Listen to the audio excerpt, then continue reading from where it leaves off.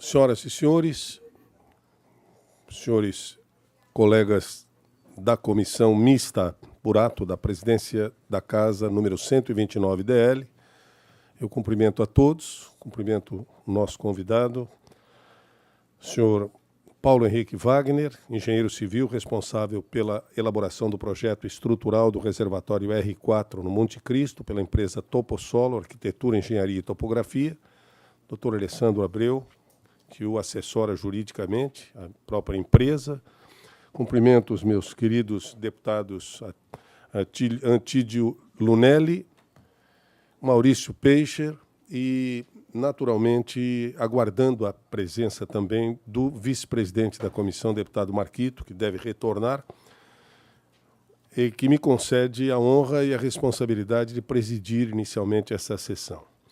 A Comissão Mista, ato da Presidência número 129 DL, em cumprimento aos artigos 37 do Regimento Interno, realiza e inicia sua terceira reunião ordinária da primeira sessão legislativa da 20ª legislatura, agendada para as 17h30. Eu peço desculpas pelo atraso de 15, dia 7 de novembro de 2023, na sala de reuniões das comissões e por videoconferência, com a seguinte pauta que eu inicio: a discussão e votação da ata da segunda reunião ordinária, que foi encaminhada aos gabinetes.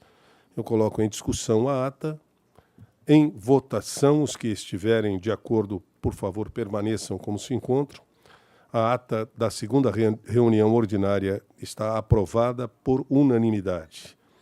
A ordem do dia, eu recebo e coloco em discussão e votação um requerimento encaminhado pelo deputado Marquito, deputado Marcos José de Abreu, no qual, além de argumentar a importância da relação entre a empresa Casan e os moradores da região do Monte Cristo atingidos pelo estouro do reservatório, ele propõe o convite a algumas pessoas requerendo, no geral, que complemente o relatório com os fundamentos relacionados, acrescentando as primeiras providências, como chamar para a primeira reunião, que já não é possível, uma vez que o requerimento não havia sido colocado em reunião para discussão e votação, além do presidente da associação do bairro, ao menos uma pessoa representando a comissão dos atingidos pelo reservatório R4 do Monte Cristo.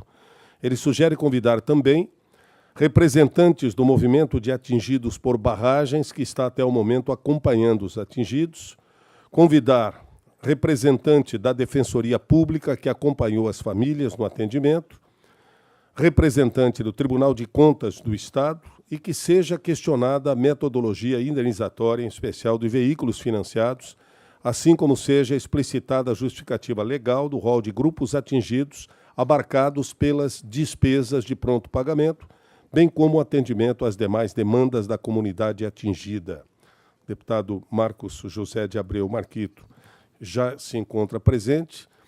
Eu coloco em discussão e acrescento, uma vez que não havia como colocar em discussão naquela oportunidade e imediatamente proceder os convites, a proposição que eu faço é, colocando em votação o requerimento do deputado Marquito, é que nós acertemos posteriormente a melhor data confortável para todos os convidados e, quem sabe, até uma única e nova reunião dentro daquele cronograma estabelecido para a presença desses convidados.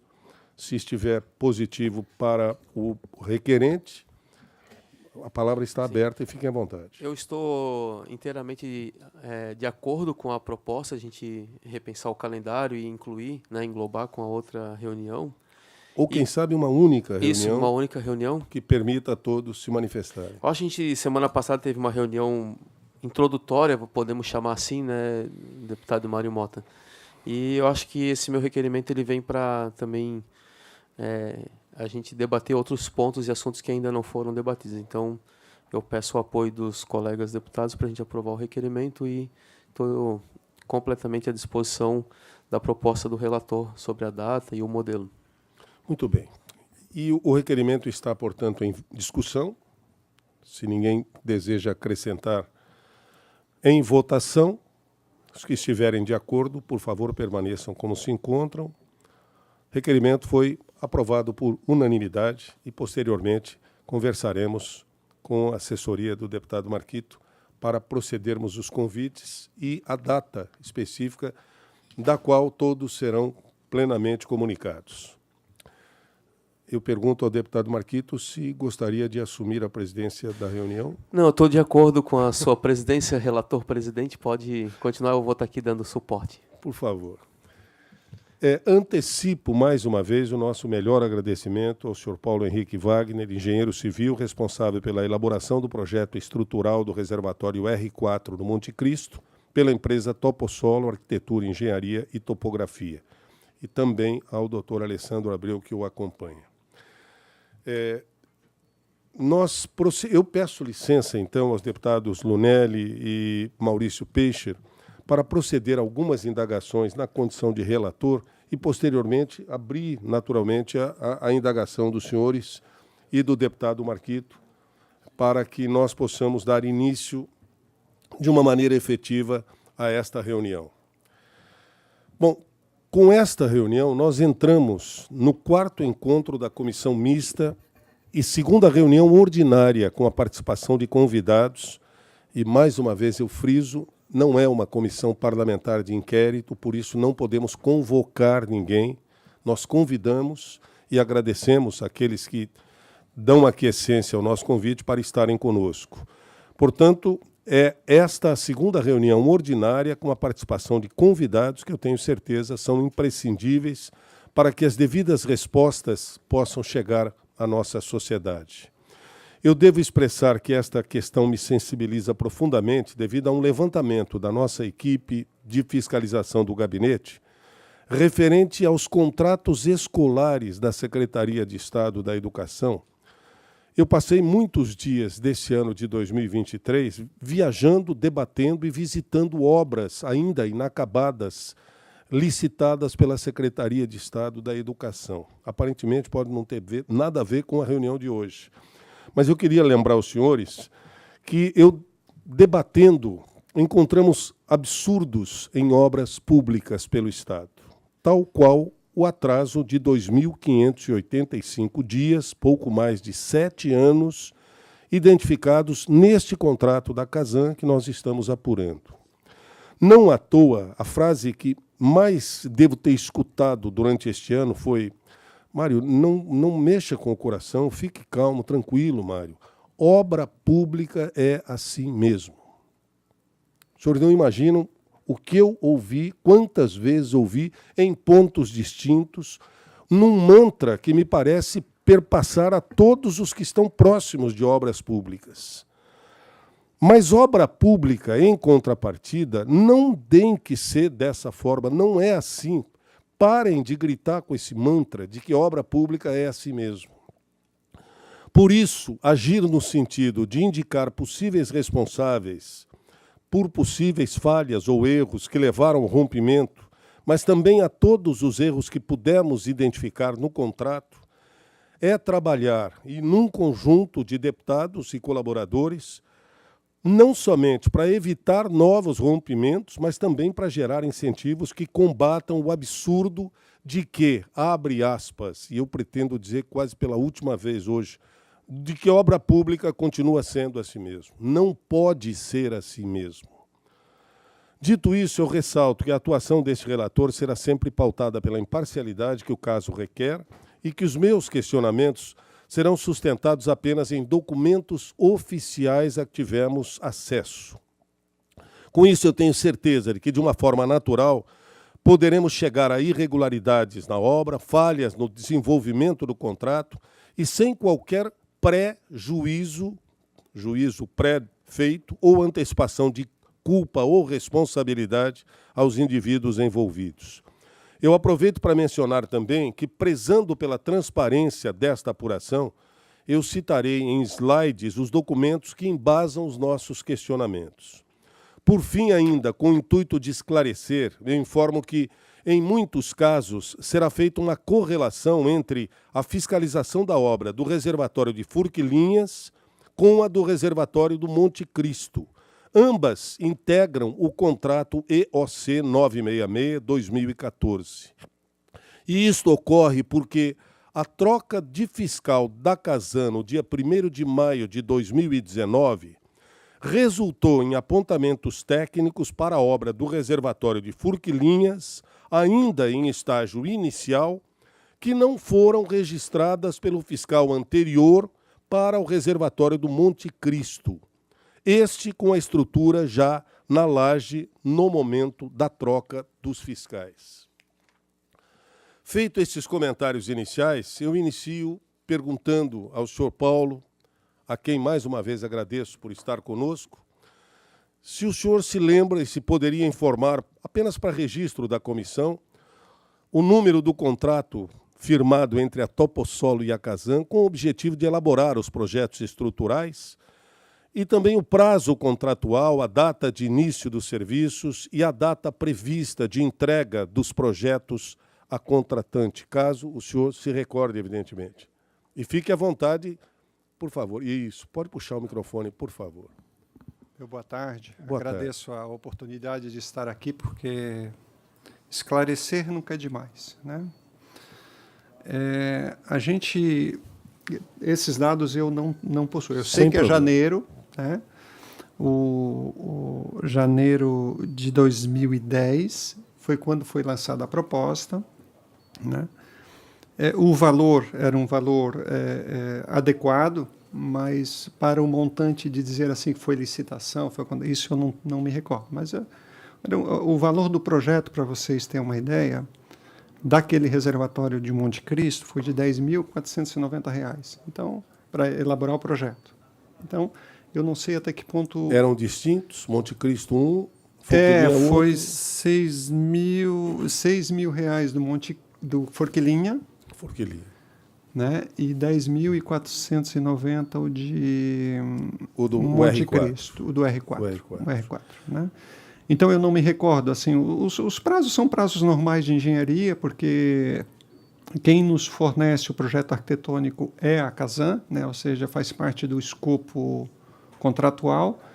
E, a partir desse projeto, a gente vai desenvolvendo, junto com o gestor de contrato que a Casan designa.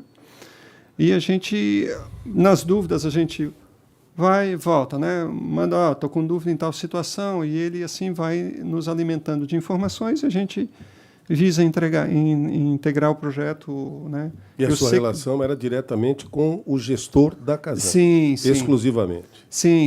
Eu não, assim, a gente participa de uma situação, primeiro, contratual, mas como eu sou o técnico, assim, o contrato daí vai para o setor de contratos da empresa, que vai, troca e-mail, assina o contrato, a direção assina, só agora a Casan designa um gestor e esse gestor passa a me mandar os arquivos e eu começo a desenvolver o projeto e eu envio o projeto para eles e assim a gente faz essa troca.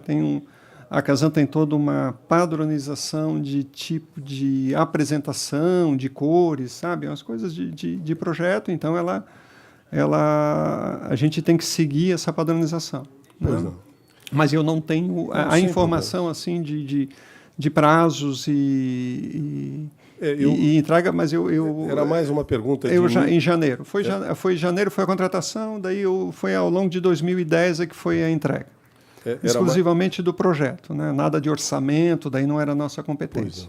Era mais uma pergunta inicial, e se posteriormente o senhor puder nos responder as que ficarem no ar, eu lhe agradeço.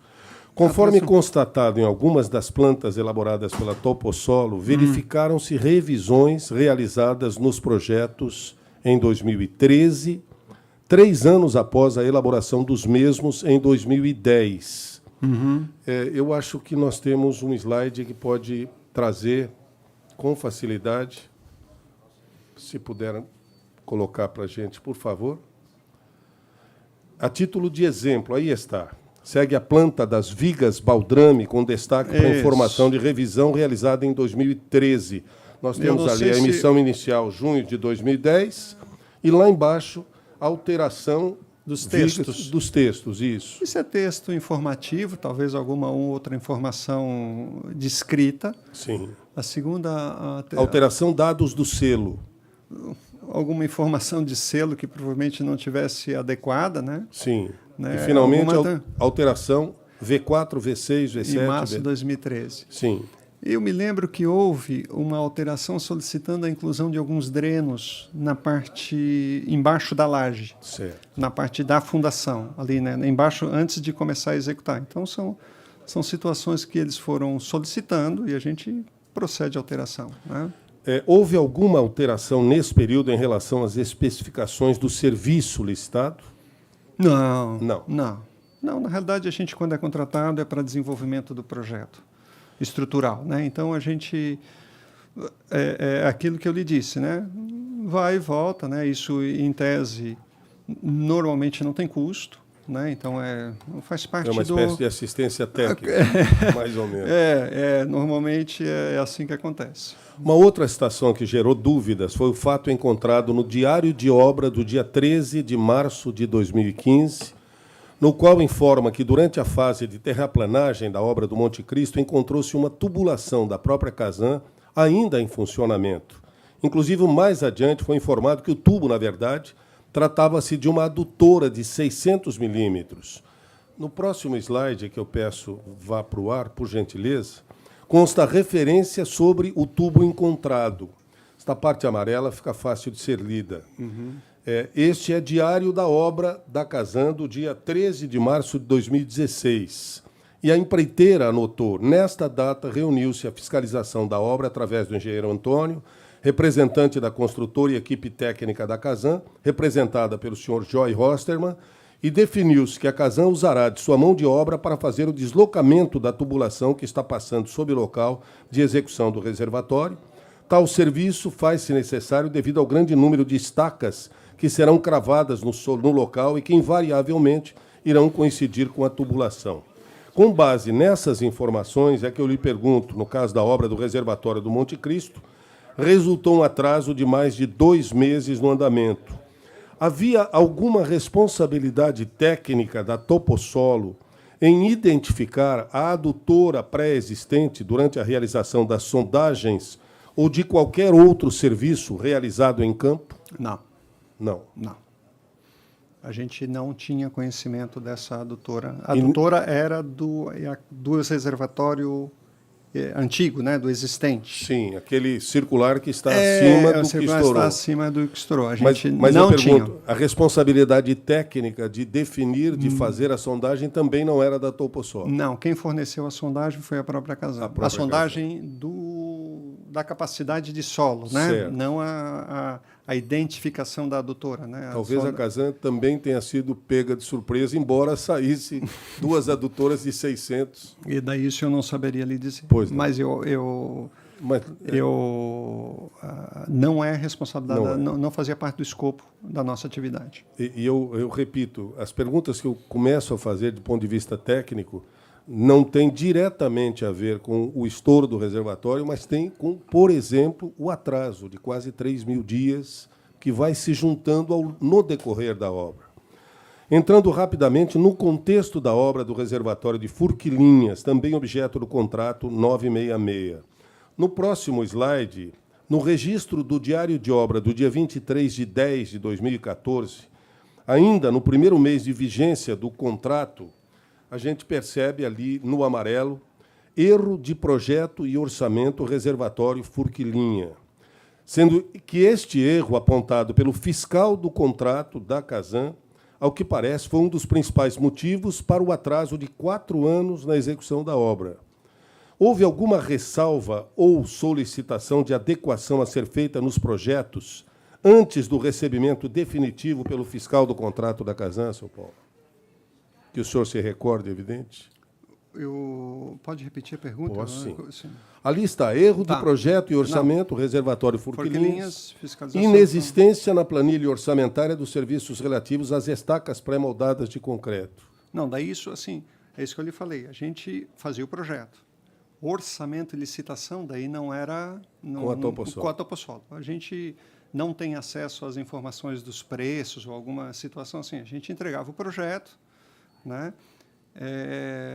Nem o quantitativo, a gente elaborava o quantitativo em prancha, né? Sim. Mas as planilhas, isso é uma padronização interna. Eu não tenho conhecimento dessa questão de orçamento. Não é comigo. Né? Ou seja, assim, se na planilha orçamentária ali consta, né, que existe uma inexistência na planilha orçamentária do serviço de estacas, isso eu não... Nenhum conhecimento e nem responsabilidade nossa, porque não era nosso escopo montar essas planilhas. Né? Compreendo.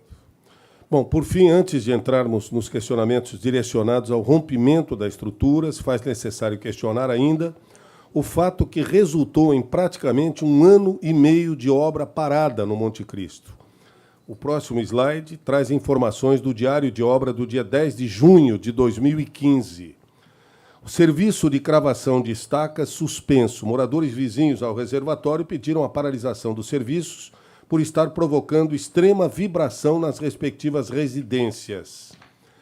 Dado o contexto no local, onde a poucos metros da obra havia dezenas de casas em áreas de interesse social, sempre bem citado pelo deputado Marquito, além de um reservatório em uso da própria Casan, um reservatório antigo circular ou cilíndrico, a solução encontrada foi a substituição por um procedimento denominado hélice contínua, ao invés do bate-estaca, para evitar que tremesse o solo e derrubasse, inclusive, as casas.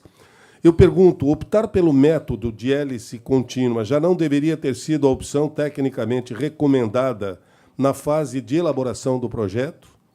Ou não caberia a Toposolo fazer essa proposta? São opções técnicas, né?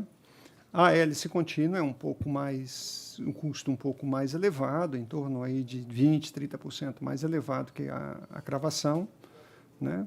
Por isso que a gente, assim, é válido usar a estaca cravada? É válido, o custo é mais interessante, né? E a gente até tinha, num projeto que desenvolvemos para a Casan, para Criciúma, numa ETE, a gente usou estaca cravada, né? É claro que há a perspectiva de causar vibração, né? Até que ponto isso cause um transtorno nas residências estruturais é uma situação tem que ser levada em consideração, né?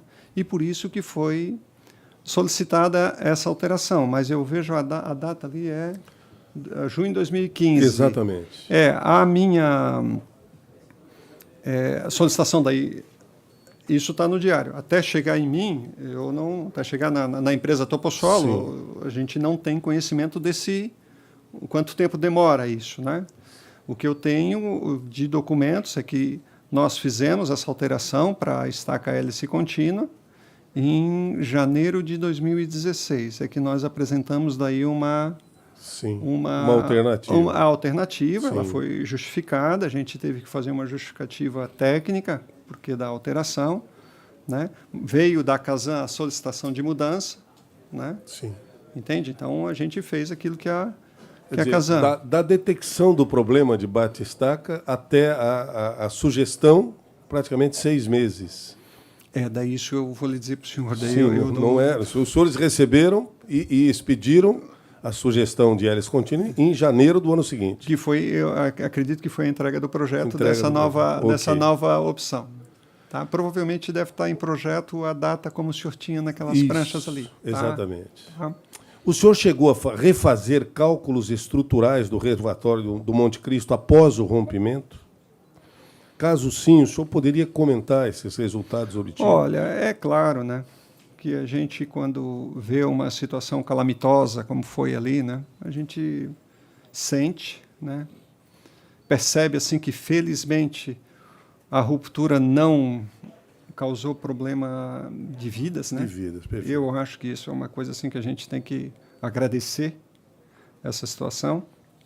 E eu fiz, né, refiz os cálculos em outros softwares para, assim, não encontrei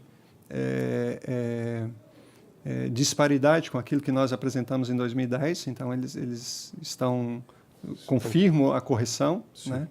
Por orientação do Dr. Alessandro, Ele disse, olha, é lícito que vocês contrate um profissional, outro idôneo, que também pegue o projeto e faça a verificação. Também ele chegou na mesma conclusão, né? Então, a gente procurou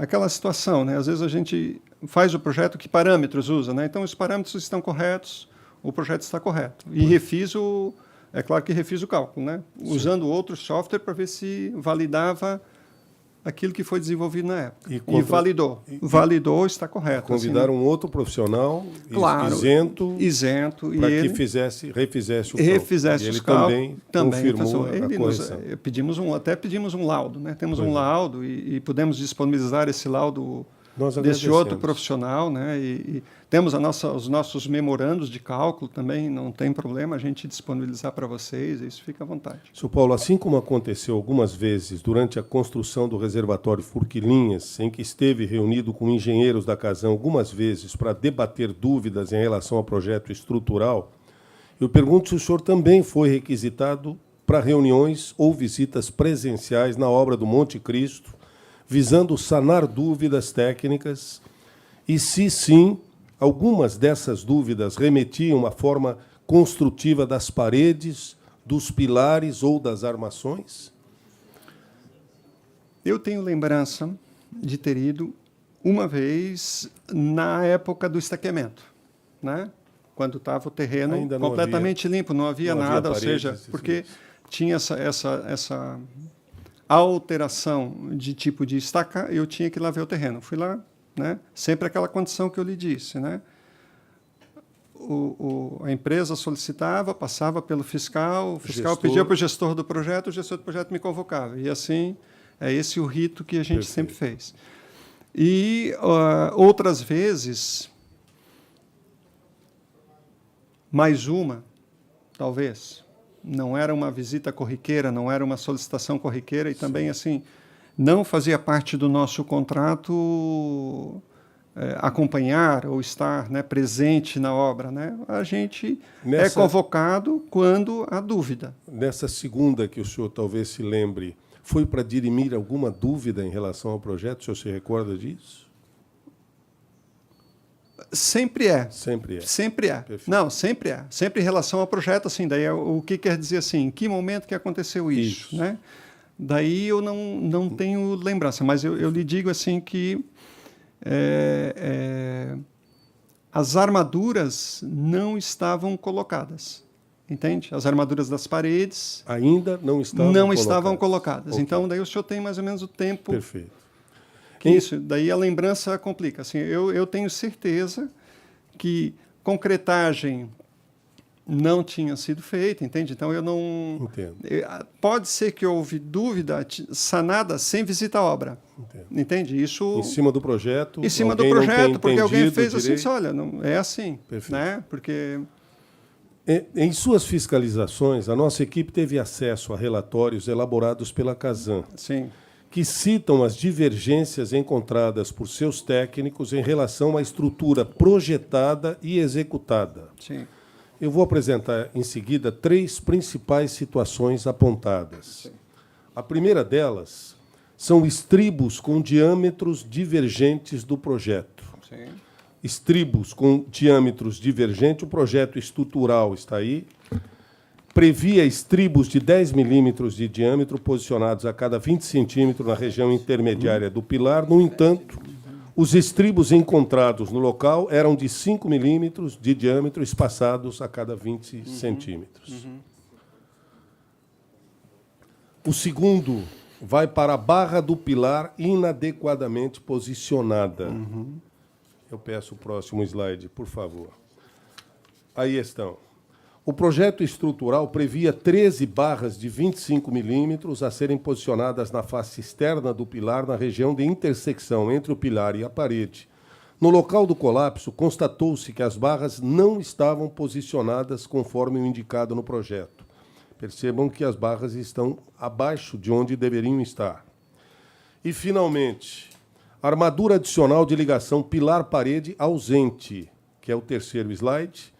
Não foram encontrados indícios de execução da armadura adicional de diâmetro 16 milímetros espaçada a cada 15 centímetros, descrita pelo detalhe 5 da prancha. A armadura adicional de ligação recomendada no projeto e não executada, que é essa barra interna que a gente observa. Do lado esquerdo, o que foi projetado, e do lado direito, o que foi executado. Sabe-se, e é importantíssimo ressaltar, que isso talvez não responda às causas que levaram ao rompimento do reservatório.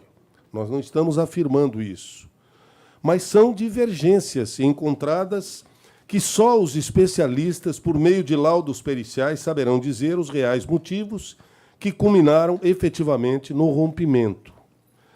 Uma outra observação importante, nesse caso referente àquela primeira divergência apontada pela Casan, é que o diâmetro dos estribos executados para o pilar analisado acabou sendo a metade do projetado. Claro que a responsabilidade não é da Toposolo, vocês projetaram, mas acabando, ao verificar, metade apenas do que havia sido projetado. No entanto, devido à relação entre a resistência do aço e a sua área, na prática, o resultado equivale a 1/4 da resistência inicialmente projetada. Isso está correto? Corretíssimo. Corretíssimo. Feitas as devidas ressalvas, eu lhe pergunto, o engenheiro, sendo um especialista em projetos estruturais, poderia comentar as implicações em relação às alterações que nós apontamos, encontradas no pilar da célula 2 do reservatório, que foi a célula que estourou, ou pelo menos poderia classificar a gravidade de cada uma dessas alterações que foram encontradas? Com toda a tranquilidade. Fique à vontade para citar ou não. O que eu assim, né? O senhor não me conhece. Eu vou lhe dizer assim, trabalho há 30 anos em projeto estrutural, né? Sou professor da Unisul há 16 anos na área de estruturas do curso de Engenharia Civil, né? Então, até dá para se identificar como que aconteceu a ruptura, né? Isso que o senhor falou ali, assim, dos estribos, né? Porque a gente escutou muita situação assim, entre estribos de 10 centímetros e um estribo de 10 milímetros e um estribo de 5 milímetros, é metade. Então, mas nós avaliamos a área. A área, é isso que o senhor falou. Eu até adiantaria assim, em torno de 20%. Tá? O senhor falou um quarto, mas é em torno de... Vai ser, em termos de área calculada, é em torno de 20%. Pois não. De uso, né? O senhor falou dessa armadura de... Então, isso é um fato grave, né? Grave. E, na minha opinião, a ruptura acontece nos estribos. Tá? Mas isso deixa para os especialistas, como o senhor fala, não é o caso. Essa barra de 16 milímetros é uma barra importante que está ali, assim que o senhor chamou a atenção, que não foi colocada, né? Se lá nós temos 8 pilares à mostra, se nós extrapolarmos para 40 pilares, isso aqui dá uma ordem de 8.000 quilos de aço a menos na estrutura, né? De estribos a menos, em torno de 3.000 quilos. Então, vamos arredondar em 10.000 quilos de aço a menos que está visível, que a gente consegue ver e perceber só porque rompeu. Por isso que eu disse assim, a gente não sabe afirmar nos outros pilares que estão íntegros lá se essa armadura existe ou não existe lá dentro. Mas se a gente extrapolar, dá nessa situação, né? O senhor relatou 3 itens. Eu tenho 7 itens levantados, né? A gente mais também, alguns aqui. A gente, é claro que com a permissão da Casan, logo depois do evento, né, eu estive lá 4 vezes, né? A gente também contratou peritos no sentido de fazer uma confrontação entre o executado e o projetado, né? Nós quisemos até de diferentes, né? Contratamos contratamos outros para que informação que eles vão nos fornecer. O doutor Alessandro que orientou, disse, olha, pega, então assim, nós fizemos, então, temos 3 relatórios, 2 de avaliação entre o confrontado e o executado e um relatório de análise de projeto, né, que podemos disponibilizar para a comissão, se for de interesse, né? Agradecemos. Então, eu colocaria assim até umas situações, porque quando a gente faz o cálculo estrutural, a posição do aço é uma coisa importante. porque é ali que vai estar a resposta para o esforço que está sendo solicitado àquela estrutura. Se eu coloco o aço na posição inadequada, como o senhor mostrou do pilar ali, ele vai ter uma outra resposta. É diferente. É diferente, entende? Aí, na execução desse ferro de 16 milímetros aqui assim, vou dizer assim, até mudou a hipótese de cálculo aventada inicialmente. Mudou, né? Foi ela a causa? Daí não foi dos estribos, mas mudou, entende? Então, como que a gente garante a posição? Colocando espaçadores. Lá na obra eu não vi espaçadores. Não vi, né? Essa armadura do ferro de 25 milímetros, né? Até poderia adiantar aos senhores que ele não concentrou, conforme o desenho ali, se o senhor puder voltar um pouco, ali na figura anterior. Favor. A segunda, volte um pouquinho, por gentileza. Na próxima. Ao contrário. Aí, né? Opa, aí. Tem um pilar que está à mostra, que é o primeiro, que é aquela posição executada ali, ó, não está nem dessa forma como foi colocado.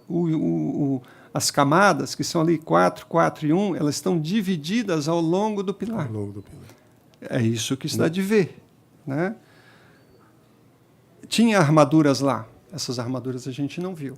Então, assim, além daquela dos 10 toneladas que eu comentei, ainda existe essa possibilidade de não existir essa armadura, né?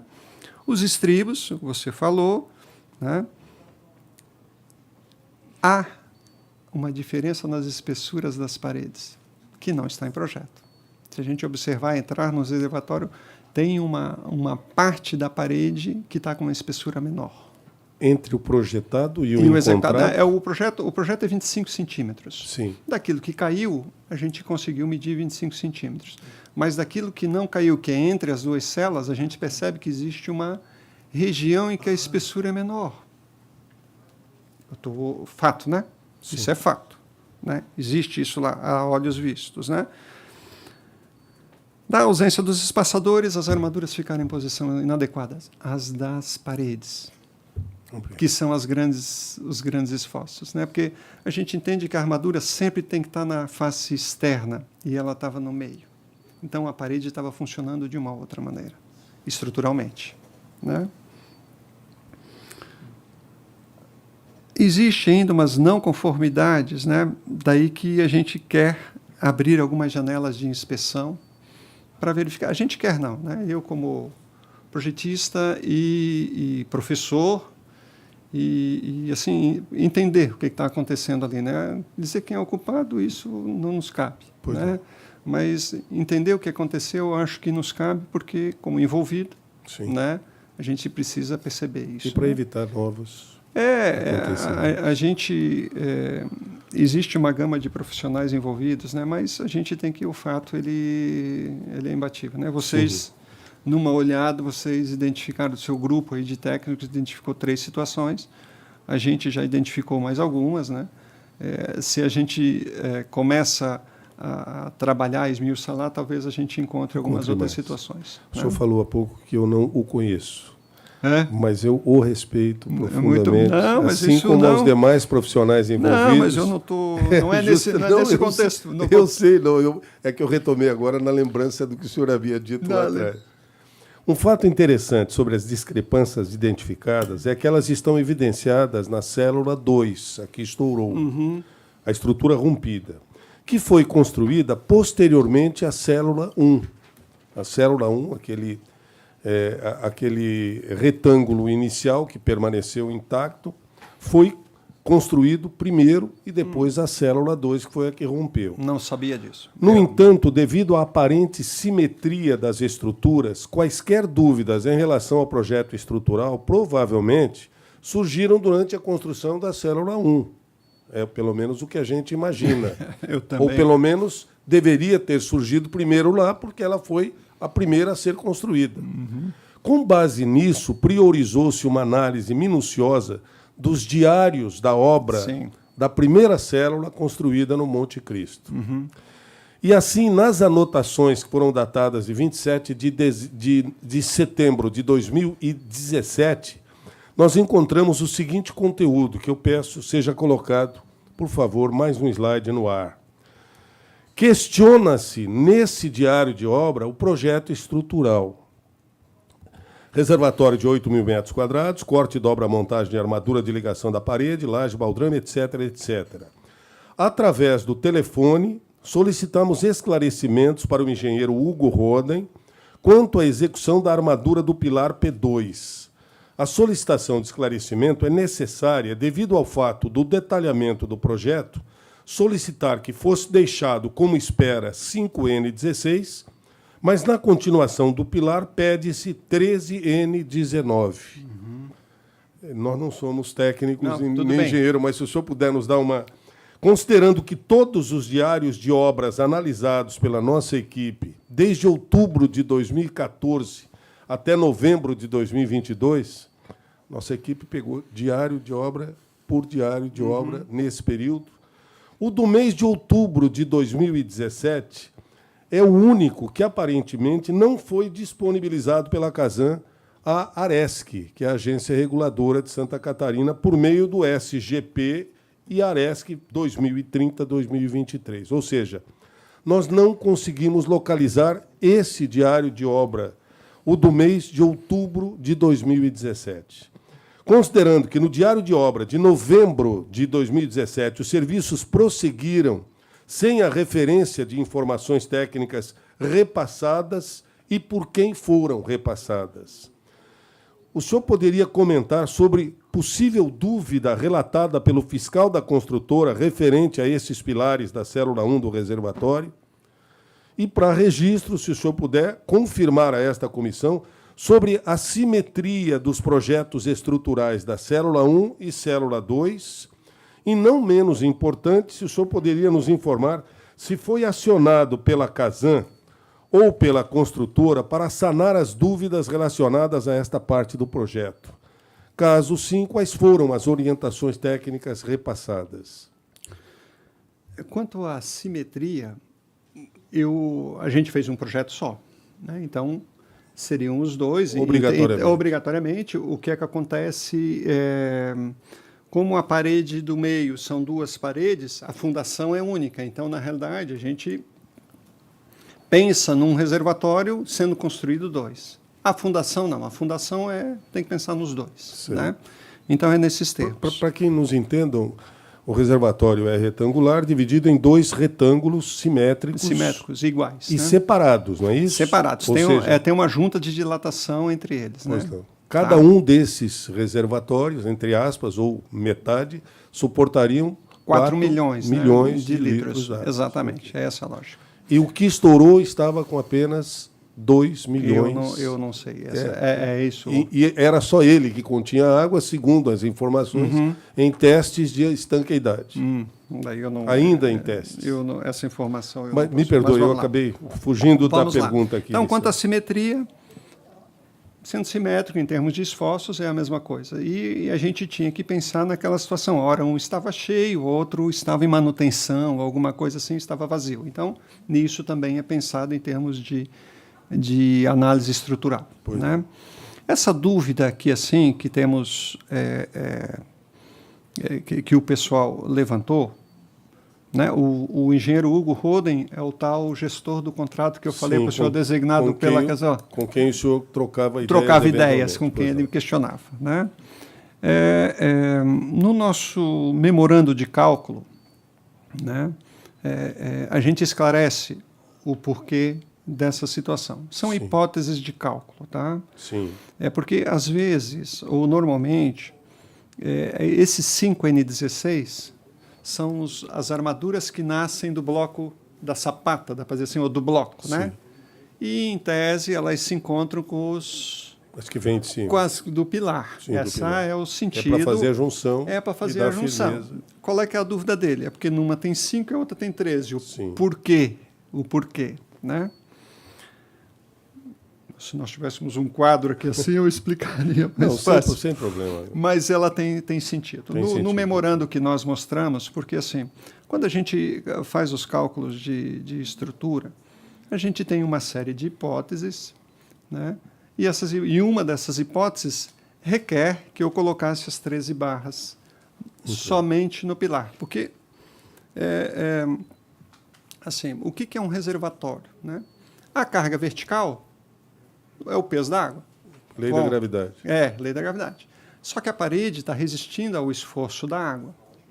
Então, aquilo que nós temos como pilar, na realidade, além de pegar a carga vertical, ele também estará sujeito a um esforço que a gente chama de flexão. Perfeito. Entende? Então, essas 13 barras, elas estão para absorver esse esforço. Perfeito. E as 5 barras estão para absorver o esforço da lei da gravidade vertical. Perfeito. Entende? Então, por isso há essa discrepância. Normalmente, num projeto de edifício, um projeto de uma casa, a gente traça os 2 números iguais. Sim, compreendo. Né? Mesmo, às vezes, não tendo muita necessidade, mas a gente põe os 2 números iguais para evitar o questionamento. Perfeitamente. Tá? Mas aqui são justificáveis. O senhor se lembra de alguma outra orientação técnica repassada? Olha, a minha lembrança não me traz. Eu não sei se o senhor está sendo mais informativo do que eu. Mais provocativo que o senhor. O senhor tem mais informações do que eu. Poxa vida. Mas que bom, né? Porque eu não tenho a esses relatórios, assim, eu nunca tive acesso. Né? Isso eu não tenho. E às vezes acontecia, como diz aqui, né? Por telefone. Sim. O engenheiro Hugo ligava, está com uma dúvida lá, alguma coisa assim, manda e-mail, eles mandavam, respondia. Então, às vezes nem havia a necessidade de ir à obra ou alguma coisa assim. Por e-mail a gente já tratava e já respondia. Então, está nesses termos. Eu parto para o último slide. Pois não. Ainda fruto das análises dos diários de obra do contrato EOC 966, um outro questionamento estrutural foi realizado. E, neste caso, assim como no anterior, os serviços prosseguiram sem que as anotações no diário de obra mencionassem sobre as orientações técnicas repassadas e por quem foram repassadas. É este slide que está na tela, do dia 15 de setembro de 2017. Nesta data, foi enviado um e-mail ao engenheiro Hugo Roden com cópia para o fiscal solicitando esclarecimento quanto ao fato de não haver no projeto estrutural uma armadura que faça a ligação entre as paredes. No projeto arquitetônico, mostra uma mísula ou misula de ligação na ligação das paredes, mas não foi projetado armadura para isso. O senhor se recorda? Sim. Não, foi feito o questionamento. Eu analisei a hipótese de cálculo, né? A hipótese dos esforços que nós encontramos ali com as armaduras que estavam projetadas inicialmente, né? Elas traziam valores adequados. Okay. Mas, assim, conversando com o engenheiro Hugo, a gente disse, não, vamos projetar e projetamos. Né? Tanto que está executado. Aquelas barras de 16 que o senhor não constatou, sim. Na junção da parede elas estão. Sim.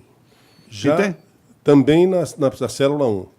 Não, eu estou naquela que rompeu ali, né? Sim. Essa é a 1, daí eu não sei o que é 1 e o que é 2. Então, mas na 1 não surgiu esse questionamento? Na primeira... Não, daí como eu não tenho acompanhamento, o que eu quero dizer assim, eu não sei, assim, agora o que o senhor está dizendo que começou por uma e depois foi para outra. Daí mas essa que rompeu, sim. A armadura está lá. Okay. A armadura foi colocada, ou seja, esse detalhe dessa... Eu pergunto pela simetria da construção. Acredito quer dizer, teoricamente, também não constava na primeira que foi construída. Não, também não. E não foi projetada e não foi colocada na primeira. Daí eu acho que foi, né? Porque não tem muito sentido executar né? Porque aqui foi executada essa mísula e foi executada a armadura. Mísula, ok. A mísula, entende? Entendi agora eu só não teria, assim, talvez teria que entrar num reservatório, porque se existir a mísula, a armadura existe. Entende? Assim, mas nesse que rompeu, a armadura de 16 entre paredes não foi colocada, mas na junção do canto foi colocada. Okay. Então, o detalhe que foi enviado, né, foi executado. Pois não. Tá? Sou Paulo Henrique Wagner, engenheiro civil responsável pela elaboração do projeto estrutural do reservatório R4 no Monte Cristo pela empresa Toposolo Arquitetura, Engenharia e Topografia. Da minha parte, eu agradeço muito as suas respostas e a sua participação. E deixo aberto aos nossos companheiros para possíveis indagações que queiram complementar Deputado Marquito, por favor. Não, quero primeiro parabenizar o trabalho que o relator está realizando, o deputado Mário Mota e a sua equipe, né? De buscar essas informações de forma minuciosa também, e com certeza, certamente, isso é resultado de um trabalho muito árduo ali da equipe, né? E acredito, né, que pela qualidade também que está se colocando aqui do engenheiro projetista, né, e a qualidade sobre cálculos estruturais. Eu sou engenheiro agrônomo de formação, a gente tem uma pequena parte da nossa formação de engenharia, que inclusive estuda cálculos estruturais, né, para obras e infraestruturas rurais, então um pouco da linguagem a gente reconhece. Porém, eu percebi que o engenheiro tem já algumas pré-análises colocadas especialmente sobre uma resposta, né, que é o que o povo quer entender, a resposta da causa ou da possível causa, ou qual foi o erro que aconteceu dentro dessa perspectiva do que foi projetado, do que foi executado e do que foi operado, né? Então, eu queria só fazer uma última pergunta, assim, saber qual que é a sua hipótese principal sobre esse caso. Se também não quiser responder, fica muito... Não, pode ficar muito... É uma situação, né? A gente tem um histórico, né? A empresa tem 35 anos, eu tenho 30 anos de projeto estrutural, né? 16 anos de professor.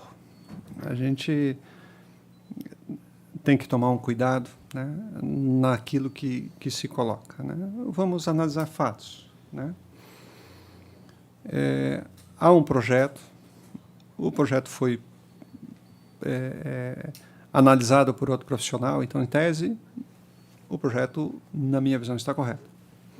Se o processo executivo seguisse o projeto, não teríamos esse fato, né? Como técnico, como engenheiro, né? A gente até percebe como que aconteceu. O que rompeu primeiro, isso dá para identificar e dá para ver. Daquilo que eu já fui. Eu já fui 4 vezes lá e a gente caminhei, olhei, vem para cá. A gente consegue identificar... Um vídeo também. Como que eu disse? O senhor deve ter chegado a ver um vídeo feito a partir do batalhão da da polícia Militar. Mas eu assim, eu sei, a gente conseguiu identificar quais armaduras que romperam, quais armaduras, né? Tem alguns processos que eu tenho dúvida assim, teoricamente, a gente tem alguns funcionamentos das estruturas. E tem situações lá que me chamou a atenção, por que essa armadura está assim? Isso o perito, como o senhor fala, vai encontrar. Na minha opinião, hoje nós temos lá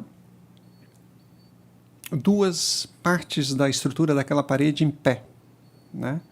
Por que não caiu? Por causa que tem um aterro. É onde caiu onde não tinha aterro. Onde tinha aterro, ela está íntegra. Mas ali a gente percebe que a parede se movimentou. Nessa movimentação da parede, a parede se deslocou do pilar, rompeu as armaduras dos estribos. Então, na minha opinião, o que rompe primeiro? Qual é que é o barulho que o pessoal escuta? Os estribos rompendo, né? Quando o estribo rompe, muda o modelo estrutural e a parede rompe. A parede, ela mais ou menos aí uns 2 metros de altura, ela se abre. Essa armadura que unia a parede, ela rompe. Então, sempre que você tem ruptura de aço, você tem barulho muito forte. Então, isso provavelmente que as pessoas escutaram era a ruptura por tração, né? Sempre que a gente... Né, esse movimento assim de você levar o aço é igual puxar um chiclete, né? Ele vai escoando, ele vai diminuindo seção, daqui a pouco ele rompe. Quando ele rompe, ele sempre faz um barulho muito forte. Então, o pessoal deve ter escutado o barulho da... O pessoal pensou que era tiro, né? Isso que a gente escutou Não, foi... Protendido. Foi ruptura de cabos, do aço, né? Então, na minha opinião, começa pelos pilares, pelas armaduras dos estribos, né? Que é aquilo ali. Nós temos 20%, em torno de 20% da armadura necessária, porque a gente trabalha com área, né? Não trabalha com diâmetro. Então, tinha uma subquantidade, não sei se essa palavra é correta, né? É compreensível. Né?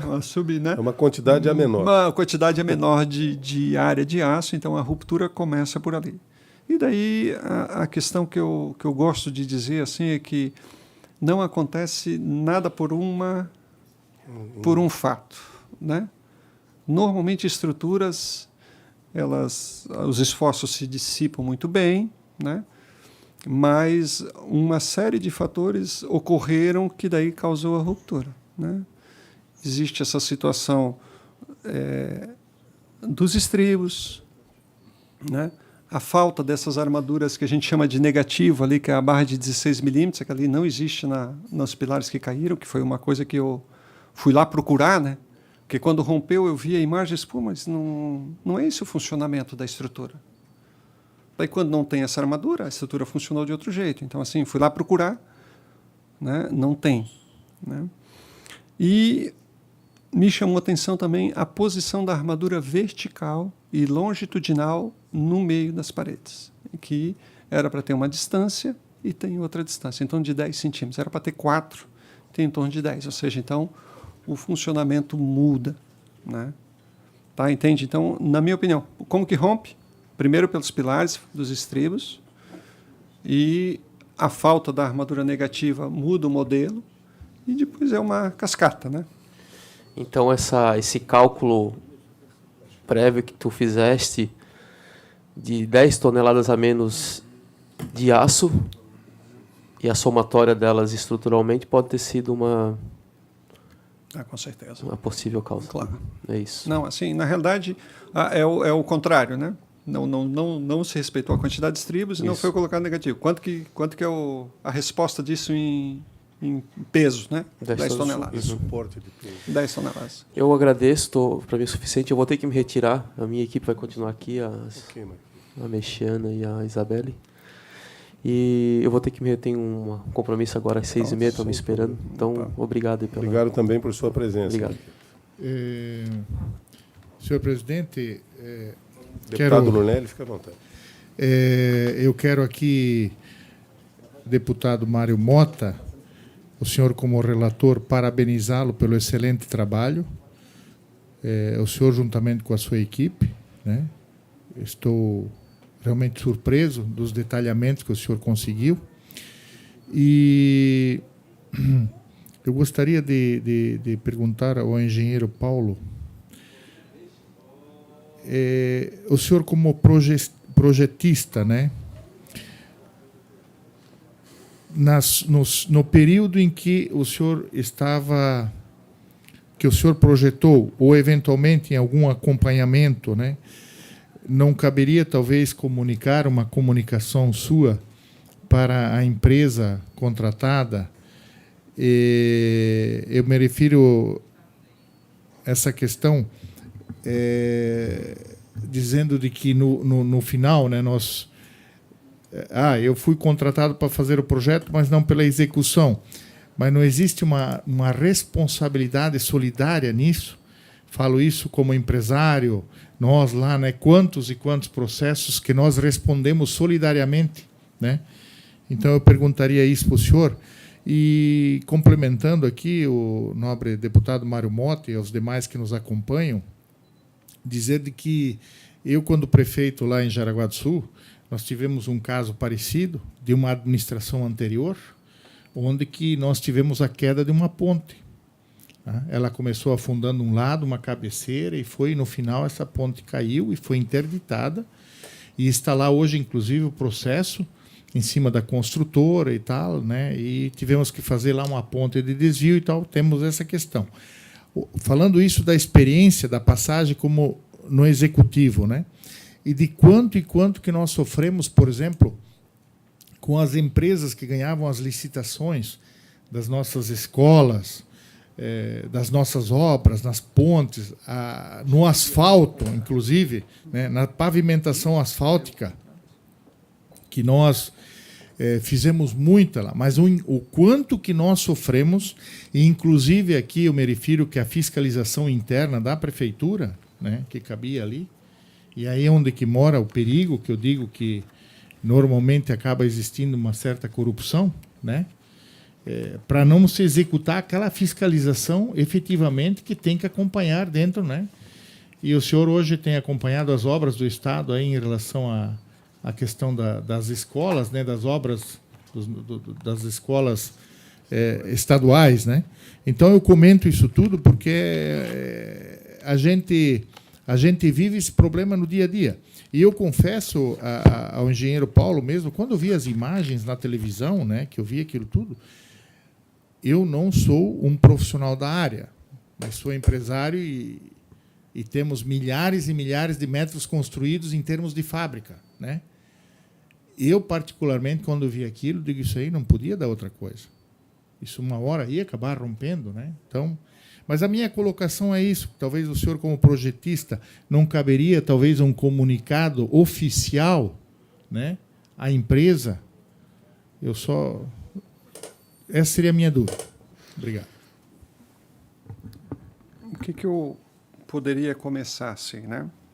É claro que já aconteceu comigo, por uma questão social, por uma questão... Se eu visito alguma obra e percebo que não está se executando aquilo que eu projetei, ou não está ou tem algum risco, né? Comunico ao CREA. Com que objetivo? Porque o proprietário, ele pode contratar vários projetos. Ele vai executar um, né?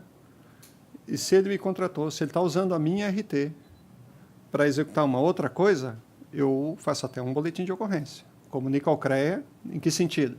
O CREA, olha, estão executando uma obra lá sem o devido à responsabilidade técnica. Então, o CREA vai lá, notifica, para descobrir de quem que é o projeto. O meu não é.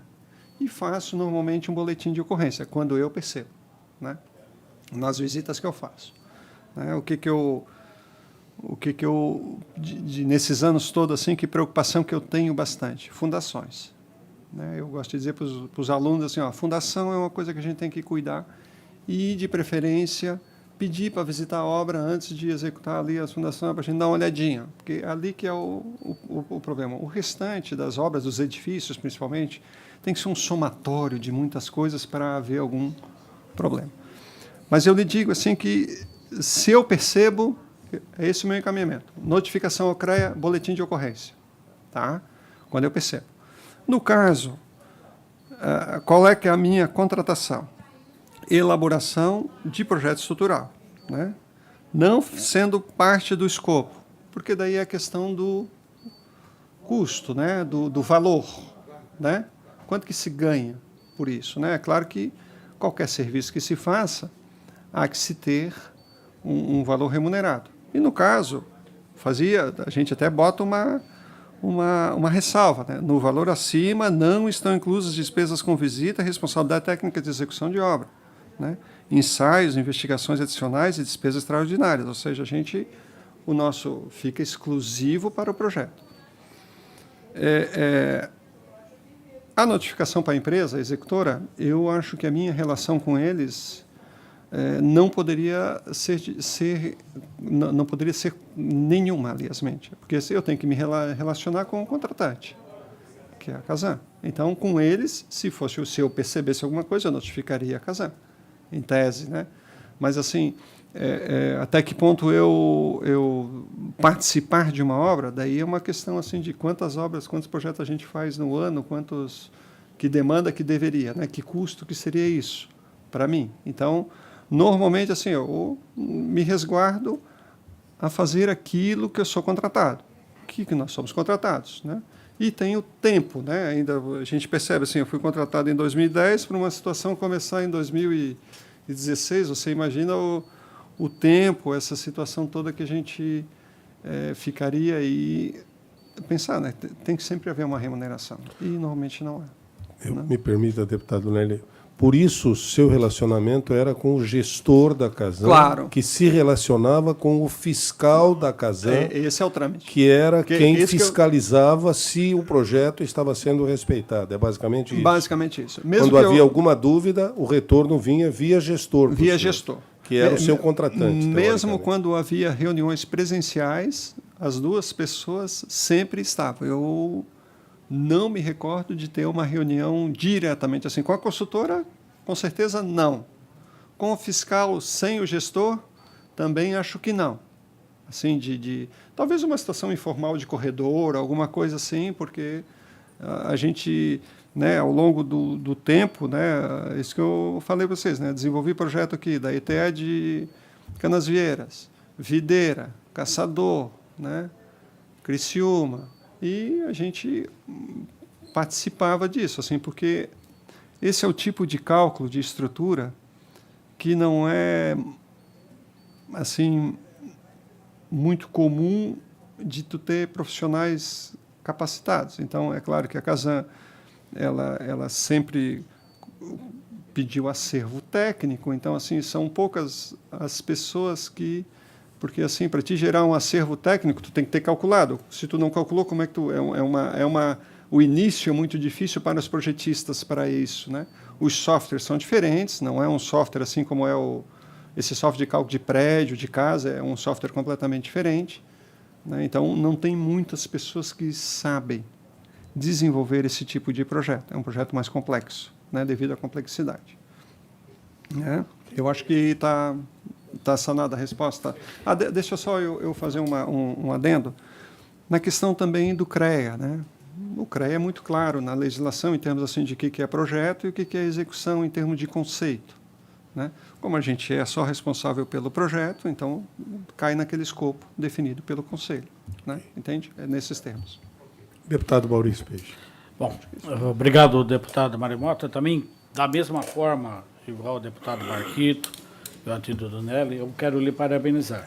Acompanhei, vi o interesse, a procura por aquilo que é o correto e aquilo que deve ser perguntado e constatado. E, senhor Paulo, obrigado aí pelas respostas. O deputado Antídio tirou todas as minhas perguntas, praticamente, que era o que eu ia fazer. Por que, deputado Antídio? Porque eu participei em Joinville de uma CPI, uma das poucas que teve na história, mas que foi muito complexa. Foi a CPI do Rio Matias. E a gente verificou lá, né, e sem construir o holofote, eu queria aparecer, mas talvez um trabalho fantástico de técnicos que levantaram e verificaram. E constatou-se que realmente a empreiteira, e é por isso, deputado Mota, Mário Mota, que a gente fala, no poder público é assim mesmo, obra é assim mesmo, porque fazem assim mesmo. É o repetido da mesma forma que foi feito em Joinville. É aqui, e é outras obras que tem. Felizmente, muitas delas acabam ficando, vão com o tempo e não acontece nada. Mas quando acontece, nós temos que tomar providência. E a minha pergunta é, o senhor, como responsável técnico, né, pela elaboração do projeto, o senhor começou falando que o valor era pouco, mas parece que era o justo. Não sei se era pouco, era o justo. Então não temos que reclamar de valor. Não, até eu acho, sinceramente, por conhecimento que eu tenho, um projeto como esse, pela responsabilidade que se tem, realmente o preço foi baixo. Mas a partir do momento... Há que se lembrar, me perdoe, foi 2010. Mas mesmo que falasse agora... Há 12 anos atrás. Mas quando se elabora um projeto e tem a sua RT lá comprometida, o senhor está falando que esse preço foi baixo pelo problema todo que está passando agora.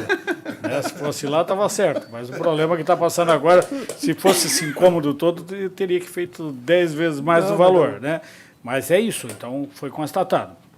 Então, o senhor tem o seu RT aí colocado num projeto que vai ter que ter uma fiscalização e um acompanhamento. Durante toda a obra, claro que o senhor acompanha, apesar de não estar no projeto, porque também tem a sua responsabilidade técnica. O senhor olha para ver se está tudo bem, como é que está acompanhando, mas não é a sua responsabilidade. Agora eu estou vendo aqui, o senhor Hugo Rode, o senhor disse que falava bastante. Ele é o fiscalizador da obra. Ele foi contratado para isso. E durante O gestor? Não. Não, o fiscalizador. Não. É o senhor Hugo. Opa, perdão. O que foi falado era o fiscalizador da obra. obra. Não, o fiscalizador da minha atividade, do projeto.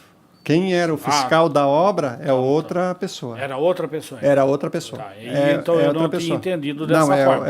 É dentro da Casan. Era o chamado gestor da Casan na relação dele com o fiscal. É outra situação. Toda obra ela tem um fiscalizador. Contrata-se um fiscalizador da obra. Nesse caso foi do projeto, então. Não foi da exatamente. Obra. Exatamente. Eu tinha entendido que era da obra. Não.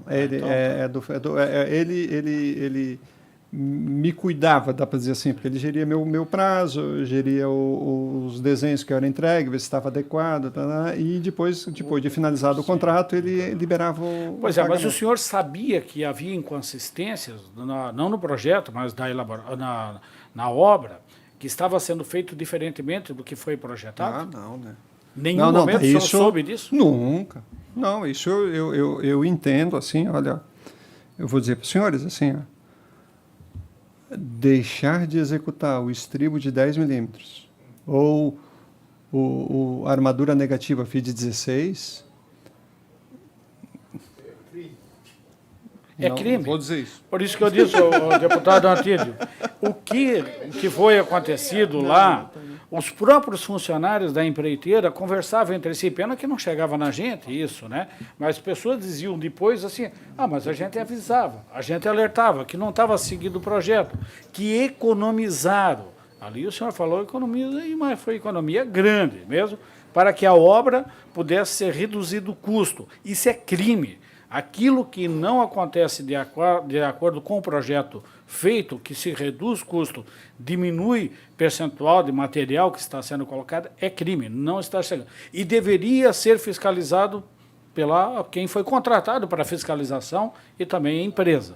Então, é isso que nós queríamos colocar, deputado Mário Mota, para que fosse realmente verificado e depois confrontar essas informações com o próprio a empresa que fez o projeto, que não seguiu. Porque muito provavelmente vai ser negado, que não, foi seguido o projeto, foi feito isso, foi feito aquilo, porque cada um tem a sua versão.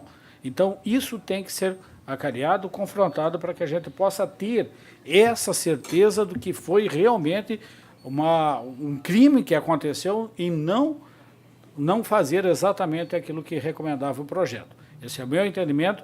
Infelizmente, esse negócio vai para frente, fica 10 anos, 20 anos discutindo na justiça e acaba a empresa sendo aí liberada, não paga, não acontece nada. Essa é a nossa situação. Infelizmente, também, lá em Joinville, até agora não teve solução. E está lá, no centro da cidade, enterrado, a tubulação, galerias que não suportam caminhões de mais de 5 toneladas, né, passado. Se passar, corre o risco de quebrar, cair. Então, está aí um perigo, né, que pode acontecer a qualquer momento um desastre. E isso acontece porque as empresas, as empreiteiras realmente elas fazem de propósito para economizar, para reduzir custos e ter lucros. Não aconteceu, deputado, numa festa de fim de ano lá, onde que caiu as pessoas, caíram lá dentro? Essa foi uma situação diferenciada. Tá. Não foi exatamente para a obra que aconteceu no Rio Matias. Que estava mesmo. Mas aconteceu também. Aconteceu também. Okay. Felizmente não tivemos vítimas, né? Então era isso. Eu só queria deixar essa constatação, né, deputado Mário, e dizer, só perguntar, o senhor não avisou em nenhum momento o CREA, porque não sabia? Não sabia, né? Então, não, eu não, assim, é claro que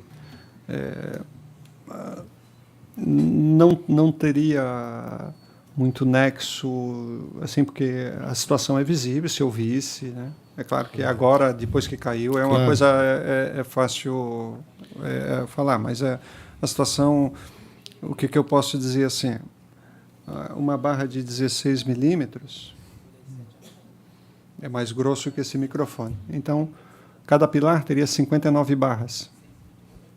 Há que se vê que falta 59 barras de 2 metros, 1,60 m em cada pilar, eu acho que a gente perceberia. Dizer o quê, né? Não fui na obra. Mas se tivesse 30, não perceberia? Assim, não tivesse uma, não perceberia, porque ela é a única barra dessa bitola que tem na parte de cima, né? Na fundação tem, nos blocos tem, mas na parte de cima era a única, né? E foi colocado na junção das paredes de canto, onde tem esse detalhe que foi enviado depois, daí foi colocado. Nos entrepilares não foi. Então, eu não... Diz assim, o que aconteceu? Não sei. Não estava lá, né? Não consigo lhe responder assim, né? Precisamente. Muito bem. Eu quero agradecer imensamente aos nossos colegas, deputado Maurício Peixe, deputado Neutídio Brunelli. Quero lembrar que, inicialmente, a nossa proposição de cronograma era para constar hoje conosco, além do senhor Paulo Henrique Wagner, engenheiro civil responsável pela elaboração do projeto estrutural do reservatório pela empresa Toposolo, que gentilmente se fez presente, nós deveríamos ter, nesta reunião também, os senhores José Roberto Gomes, engenheiro civil, responsável técnico pela construtora Gomes e Gomes, os senhores Luiz Celito de Souza Matos e Luiz Celito de Souza Neto, ambos engenheiros civis e fiscais da obra do reservatório R4 pela construtora Gomes e Gomes.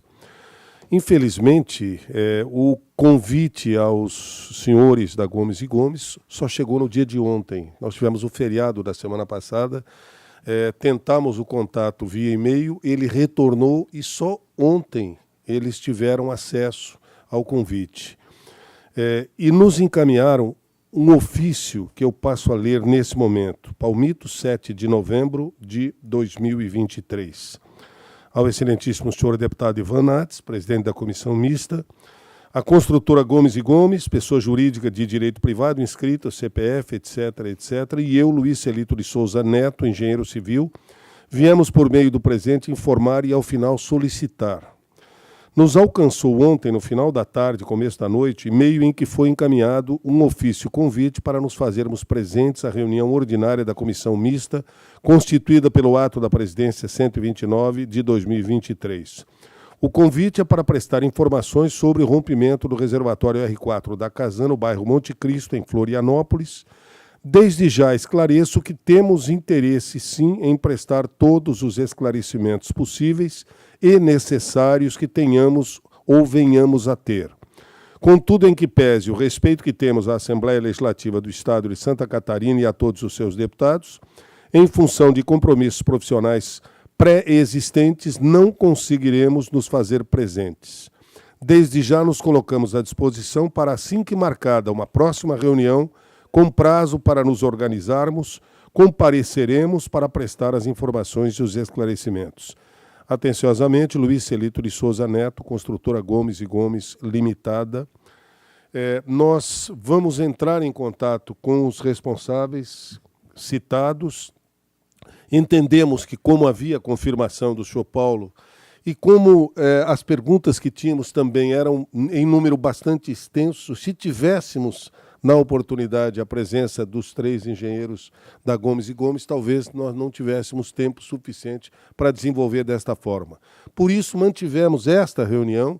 Todas as informações e respostas que foram dadas pelo engenheiro Paulo estão registradas e, mesmo sem uma espécie de acariação, porque não era a nossa intenção, nós teremos como, numa próxima reunião que estaremos marcando com os 3 responsáveis pela Gomes e Gomes, que já demonstraram pelo ofício que tem interesse também em esclarecer a sua participação em toda a obra, nós teremos condições de realizar uma nova reunião exclusivamente com os 3, a ser marcada e que nós estaremos repassando aos senhores da nossa comissão mista assim que tivermos esta data. De qualquer forma, a próxima reunião está prevista e marcada para o dia 14 de novembro, a próxima terça-feira, e deverão participar, estaremos convidando efetivamente os senhores Adalberto Cunha Júnior, engenheiro sanitarista e ambiental, coordenação e fiscalização da obra do reservatório R4 pela Casan. Da mesma forma, o senhor Marcelo de Vasconcelos de Araújo, engenheiro civil, fiscal da obra do reservatório R4 pela Casan. Senhor Maurício Silva Andrade, engenheiro sanitarista, fiscal da obra do reservatório R4 pela Casan, e o servidor da Caixa Econômica Federal designado como fiscal do contrato 0966 de 2022, uma vez que a Caixa Econômica teve uma participação importante no financiamento dessa obra, e sabemos nós que quando a Caixa financia, ela acompanha, ou pelo menos deve acompanhar com a sua fiscalização. Então, esta é a reunião da próxima terça-feira. Assim que determinarmos a data possível para a vinda dos responsáveis pela Gomes e Gomes, estaremos noticiando não só aos nossos colegas integrantes desta comissão, mas também a todos os demais interessados. Da mesma forma, o requerimento que deu entrada o deputado Marquito, estaremos marcando possivelmente uma nova reunião, independente das que foram colocadas no cronograma, para que possamos receber as pessoas indicadas por ele, aí sim numa relação entre CASAN, indenização, cobertura dos prejuízos aos atingidos pelo estouro do reservatório R4 naquela manhã de 6 de setembro. Mais uma vez, muito obrigado por sua presença, senhor Paulo. Doutor... Agradeço e fico à disposição. Muito obrigado. Muito obrigado também. E estamos encerrando esta sessão da Comissão Mista, ato da Presidência 129-DL, agradecendo carinhosamente a atenção e a paciência de todos. Uma boa noite. Aliás, vamos fazer uma boa noite. Tchau.